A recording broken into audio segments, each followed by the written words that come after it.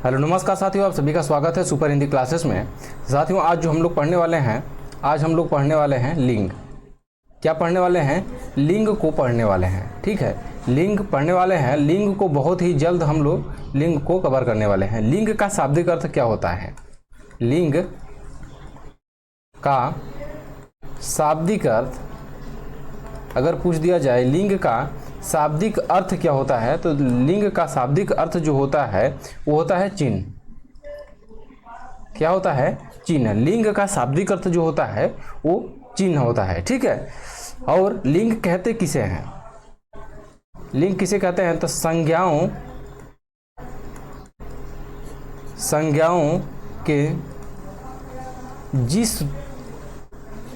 के जिस रूप से उसकी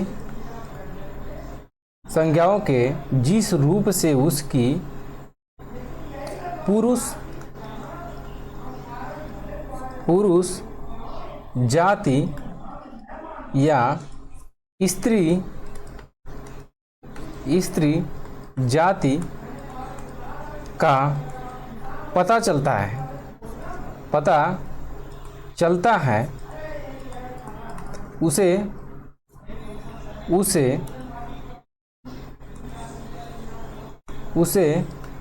लिंग कहते हैं। उसे क्या कहते हैं? लिंग कहते हैं। ठीक है, संज्ञाओं के जिस रूप से उसकी पुरुष जाति या स्त्री जाति का पता चलता है उसे क्या कहते हैं? उसे लिंग कहते हैं। ठीक है, अगर लिंग की बात की जाए, लिंग तो हिंदी में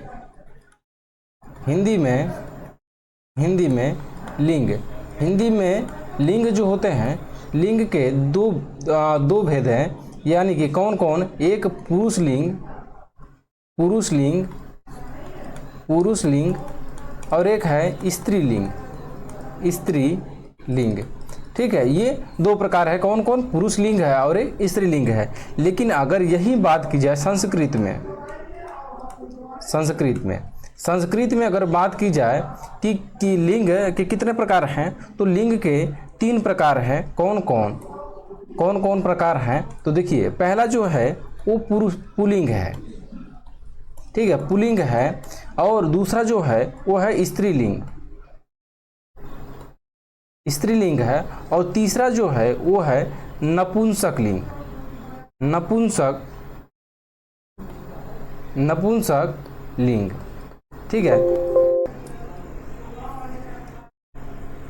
ठीक है, संस्कृत में कौन है? पुल्लिंग है, स्त्रीलिंग है और नपुंसक लिंग है। ये 3 है। अगर एक और है, कौन सा? उभयलिंग।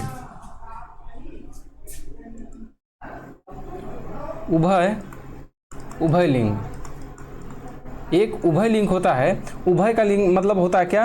उभय का मतलब होता है दोनों यानी कि पुल्लिंग और स्त्रीलिंग दोनों होता है। तो उभयलिंग होता है कौन है? तो जैसे कि कोई पद प्रतिष्ठा हो गया, जैसे प्रधानमंत्री, राष्ट्रपति, उपराष्ट्रपति, और जैसे राज्यपाल की बात की जाए तो ये सब क्या होते हैं? ये सब उभयलिंग होते हैं।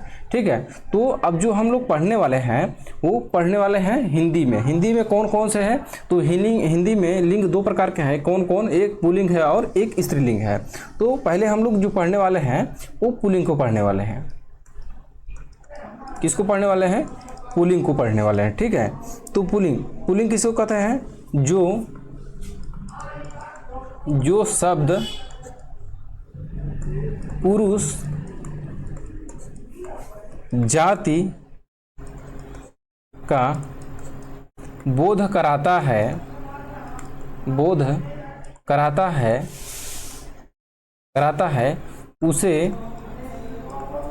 उसे पुल्लिंग कहते हैं। ठीक है, जो शब्द पुरुष जाति का बोध कराता है उसे पुल्लिंग कहते हैं। और स्त्रीलिंग किसे कहते हैं? स्त्रीलिंग जो शब्द स्त्री जाति का बोध कराता है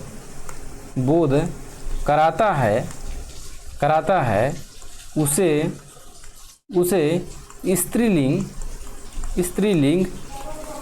कहते हैं। जो शब्द स्त्री जाति का बोध कराता है उसे स्त्रीलिंग कहते हैं। ठीक है, पुल्लिंग किसे कहते हैं? तो जो पुरुष जाति का बोध कराता है उसे पुल्लिंग कहते हैं, और जो स्त्रीलिंग किसे कहते हैं? तो जो शब्द स्त्री जाति का बोध कराता है उसे क्या कहते हैं? स्त्रीलिंग कहते हैं। लिंग निर्धारण करने के, ठीक है, अब बात आती है तीन लिंग निर्धारण करने की, और कितने आधार हैं? तो लिंग निर्धारण हम लिखेंगे, लिंग निर्धारण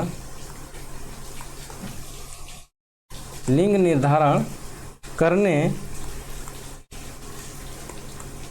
के तीन आधार है। लिंग निर्धारण करने के तीन आधार हैं। कौन कौन से? देखिए, पहला रूप के आधार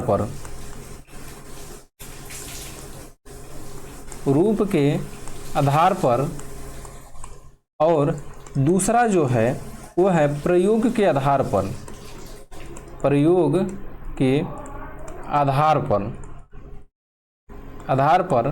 और तीसरा जो है वह है अर्थ के आधार पर।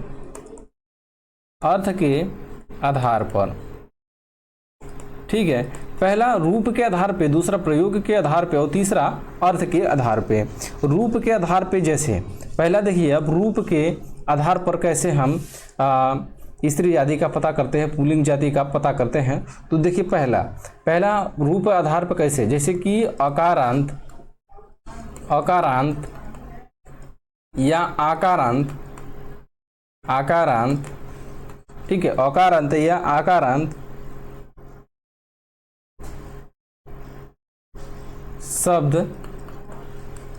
शब्द प्रायः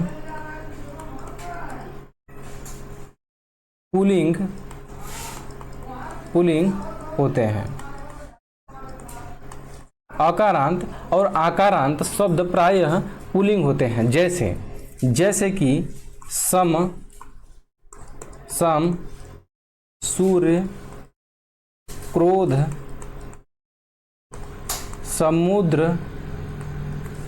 समुद्र, चीता, घोड़ा आदि। ये सब शब्द क्या हैं? ये सब शब्द पुल्लिंग हैं। ठीक है, अब आकारांत कुछ शब्द जो हैं, कौन? आकारांत। अब आकारांत कुछ शब्द हैं जो क्या है कि स्त्रीलिंग का बोध कराते हैं, जैसे कि लता, कुछ हैं। ठीक है, कुछ है, जैसे कि लता, रमा, और ममता, ये सब किस जाति का बोध कराते हैं? ये स्त्री जाति का बोध कराते हैं। और इकारांत कुछ शब्द हैं जो इकारांत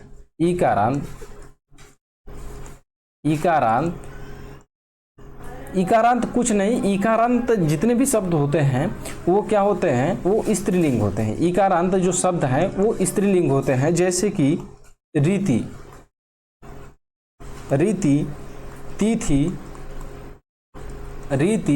तिथि और हानि। हानि, ये सब क्या होते हैं? ये सब स्त्रीलिंग होते हैं। लेकिन कुछ अपवाद हैं। अपवाद कौन सा है? देखिए, अपवाद है जैसे कि कवि क्या है? ये पुल्लिंग है, इसलिए ये अपवाद है। कवि, रवि और कपि, ठीक है, ये अपवाद है। ठीक है, अब हमने बताया है इसके बाद प्रयोग के आधार पे लिंग का निर्धारण किया जाता है। तो प्रयोग के आधार पे,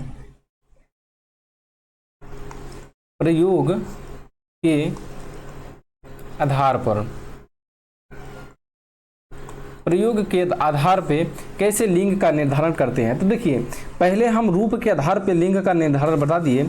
अब हम देखते हैं कि प्रयोग के आधार पे लिंग का निर्धारण कैसे करते हैं। तो जैसे अच्छा और अच्छी, और ये है विशेषण। और सर्वनाम में आप ले सकते हैं मेरा और मेरी, ठीक है, मेरा मेरी ले सकते हैं। ये अच्छा और मेरा ये लेंगे हम पुल्लिंग के लिए, और अच्छा और मेरी ये लेंगे पुल्लिंग के लिए, और अच्छी मेरी ये लेंगे हम स्त्रीलिंग के लिए, ठीक है। जहाँ पे मेरी आएगा या फिर अच्छी आएगा वहाँ पे क्या होगा, स्त्रीलिंग होगा। जैसे कि आप लिख दीजिए पुस्तक।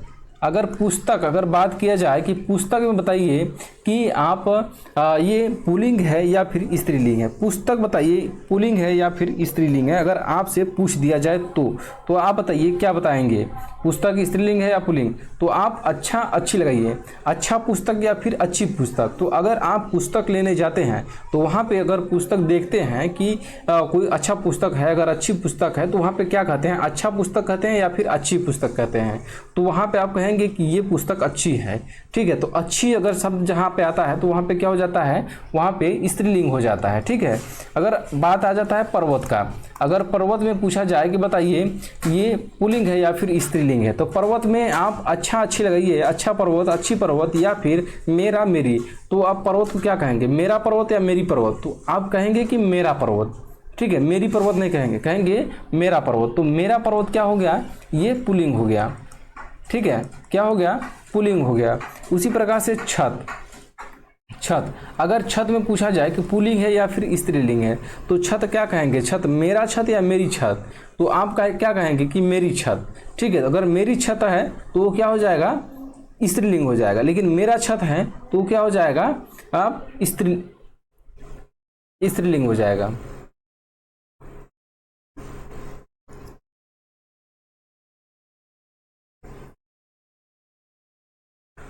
तो आप बताइए कि ये जो छत है ये स्त्रीलिंग है या फिर पुल्लिंग है। तो अगर आपसे पूछ दिया जाए छत, तो आप कहेंगे छत मेरा या मेरी, कहेंगे ये छत मेरी है, ठीक है। तो मेरी की अगर बात आ जाएगी तो यहाँ पे क्या हो जाएगा, स्त्रीलिंग हो जाएगा, ठीक है, स्त्रीलिंग हो जाएगा। उसी प्रकार से घर की अगर बात की जाए कि घर बताइए आप पुल्लिंग है या फिर स्त्रीलिंग है, तो आप कहेंगे मेरा घर या मेरी घर, तो कहेंगे ये मेरा घर है, ठीक है। तो मेरा घर क्या हो जाएगा, मेरा घर ये पुल्लिंग हो जाएगा, क्या हो जाएगा, पुल्लिंग। ये मेरा घर जो है ये पुल्लिंग हो जाएगा। इस प्रकार से हम प्रयोग के आधार पर अच्छा अच्छी या मेरा मेरी लगाकर हम पुल्लिंग और या फिर स्त्रीलिंग का पता लगा लेते हैं, ठीक है। और तीसरे नंबर पे जो आता है, जो जिस लिंग का तीसरे नंबर पे जो आता है जिससे हम लिंग का निर्धारण करते हैं, वह है अर्थ के आधार पे, अर्थ के आधार पर। ये तीसरा है अर्थ के आधार पर, ठीक है। अर्थ के आधार पर कैसे हम पता करते हैं कि ये इसका कौन सा लिंग होगा, इसका पुल्लिंग लिंग क्या होगा और स्त्रीलिंग क्या होगा। जैसे कि नेता है, नेता, तो नेता क्या है, तो इसको देखते मान आप कह देंगे कि ये नेता पुल्लिंग है, क्या है, पुल्लिंग है। लेकिन अगर स्त्रीलिंग इसी का जब करना होगा तो आप नेता के क्या कहेंगे, नेत्री, नेत्री, ठीक है। तो इसको अर्थ के आधार पर बताएंगे, नेता का नेत्री, कवि का कवि का कवि, कवि का क्या कहेंगे, कवि का स्त्रीलिंग क्या होगा, तो कवि का जो स्त्रीलिंग होगा, स्त्रीलिंग वो क्या हो जाएगा, कवयित्री हो जाएगा, कवयित्री, ठीक है। कवि का क्या हो जाएगा, कवयित्री। इस प्रकार से हम अर्थ के आधार पे इसको हम स्त्रीलिंग का पता लगाते हैं, ठीक है। अब हम उसको पढ़ते हैं किसको, जो प्रायः हमेशा क्या होते हैं, पुल्लिंग होते हैं, हमेशा क्या होते हैं, लिंग जो होता है वो पुल्लिंग होता है, पुल्लिंग होता है, ठीक है। लिंग क्या होता है, हमेशा पुल्लिंग होता है। जैसे कि देखिए, जैसे पर्वतों के नाम, पर्वतों के नाम जो होते हैं वो हमेशा क्या होते हैं, पर्वतों के नाम हमेशा पुल्लिंग होते हैं। जैसे कि हिमालय, हिमालय हो गया, सतपुड़ा हो गया, सतपुड़ा, हिमालय हो गया, सतपुड़ा हो गया। उसके बाद कंचनजंगा हो गया, कंचनजंगा हो गया, विंध्याचल हो गया, विंध्याचल हो गया, ठीक है, विंध्याचल हो गया और आदि जितने भी आप पर्वतों के नाम ले लीजिए वो सब क्या है, वो सब पुल्लिंग है, ठीक है। ये पर्वतों के नाम हो गए। उसके बाद आप देशों के नाम ले लीजिए, देशों के नाम, देशों के नाम क्या होते हैं, वो हमेशा पुल्लिंग होते हैं, ठीक है। जैसे Bharat, Bharat, Japan, Japan, America, America, रूस, रूस, ब्रिटेन, ब्रिटेन आदि जितने भी देश के नाम हैं वो क्या है, वो पुल्लिंग है। लेकिन एक अपवाद है, अपवाद है। अपवाद क्या है, वह है श्रीलंका। श्रीलंका स्त्रीलिंग में आता है, इसलिए ये अपवाद है, ठीक है। आगे हम जो देखते हैं महीनों के नाम, महीनों के नाम, महीनों के नाम, जो हिंदी महीनों के जो नाम होते हैं वो क्या होते हैं, वो हमेशा पुल्लिंग होते हैं। जैसे कि हिंदी का अगर हम बात की जाए कि हिंदी का पहला महीना कौन सा है होता है, तो हिंदी का जो पहला महीना होता है वो चैत्र होता है। क्या होता है, चैत्र होता है। चैत्र के बाद क्या होता है, वैशाख। वैशाख के बाद क्या होता है, ज्येष्ठ होता है। ज्येष्ठ के बाद क्या होता है। इस प्रकार से आप बताइए कितने लोगों को हिंदी महीने का पूरा महीने का नाम याद है। तो चैत्र, चैत्र, वैशाख, चैत्र, वैशाख, ज्येष्ठ, ज्येष्ठ, आषाढ़, सावन, भादो, कुआर, कार्तिक, इस प्रकार से जितने भी, फागुन लास्ट महीना होता है, ठीक है। तो इस प्रकार से जितने भी हिंदी महीनों के नाम हैं वो क्या होते हैं, वो पुल्लिंग होते हैं, ठीक है। इसके आगे दिनों के नाम, ठीक है, दिनों के नाम, जो जितने भी दिनों के नाम होते हैं वो क्या होते हैं, वो हमेशा पुल्लिंग होते हैं। जैसे कि सोमवार, सोमवार, मंगलवार, सोमवार, मंगलवार और बुधवार, बृहस्पतिवार, इस प्रकार से रविवार, रविवार आदि, ये जितने भी दिनों के नाम हैं वो हमेशा क्या होते हैं, पुल्लिंग होते हैं। उसके बाद पेड़ों के नाम, पेड़ों के नाम, जितने भी पेड़ों के नाम होते हैं वो क्या होते हैं, वो पुल्लिंग होते हैं। जैसे कि केला, केला हो गया, और उसके बाद बरगद हो गया, केला, बरगद, जामुन, नीम, ठीक है, केला, बरगद, नीम, सागौन, ठीक है, केला, बरगद, जामुन, नीम, सागौन, इस प्रकार से जितने भी पेड़ों के नाम हैं वो क्या होते हैं, वो होते हैं पुल्लिंग होते हैं, ठीक है। उसके बाद ग्रह नक्षत्रों के नाम, ग्रह नक्षत्रों के नाम, ग्रह नक्षत्रों के नाम जितने भी होते हैं वो क्या होते हैं, पुल्लिंग होते हैं। जैसे कि शुक्र, शुक्र, राहु, आकाश, चंद्र, शशि, बुध, सूर्य, सूर्य ग्रह नहीं तारा है लेकिन उसी में ले लेंगे, और पृथ्वी, ये सब क्या है, ये सब के सब पुल्लिंग में आते हैं, ठीक है। अब इसके बाद जो हमेशा स्त्रीलिंग में आते हैं उसको देखते हैं। स्त्रीलिंग, जो हमेशा स्त्रीलिंग में होते हैं उसको देखते हैं। जैसे नदियों के नाम, नदियों के नाम, नदियों के नाम हमेशा क्या होते हैं, स्त्रीलिंग में होते हैं। जैसे कि गंगा, गंगा, यमुना, सरस्वती, गंगा, यमुना, सरस्वती, रावी, गोदावरी, गोदावरी आदि जितने भी नदी के नाम हैं वो सारे के सारे स्त्रीलिंग में होते हैं। लेकिन अपवाद जो हैं, अपवाद जो हैं वो दो नदियों के नाम हैं, जो कि सोन नदी और एक है ब्रह्मपुत्र। ठीक है, सोन नदी और ब्रह्मपुत्र ये दोनों पुल्लिंग में आते हैं, इसलिए ये अपवाद हैं। ठीक है, और बाकी के सारे नदियों के नाम जो होते हैं वो क्या होते हैं, स्त्रीलिंग में होते हैं। ठीक है, उसके बाद लिपियों के नाम,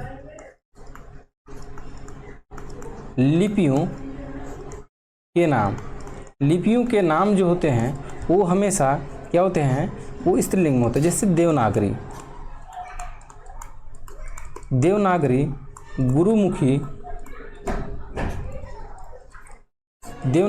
गुरुमुखी, उसके बाद ब्राह्मी आदि जितनी भी लिपियां हैं वो सब स्त्रीलिंग में आती हैं। ठीक है, उसके बाद भाषा के नाम जितने भी भाषा के नाम हैं वो स्त्रीलिंग में आते हैं। जैसे कि संस्कृत,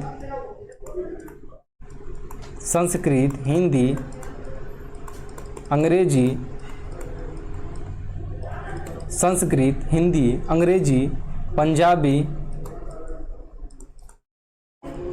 जितने भी भाषा हैं वो सब क्या होते हैं, स्त्रीलिंग में होते हैं। ठीक है, अब बोलियों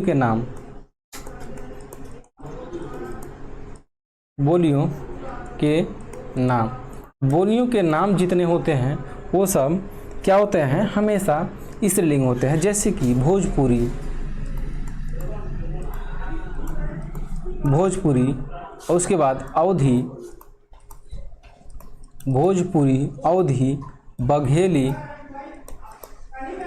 बघेली, राजस्थानी,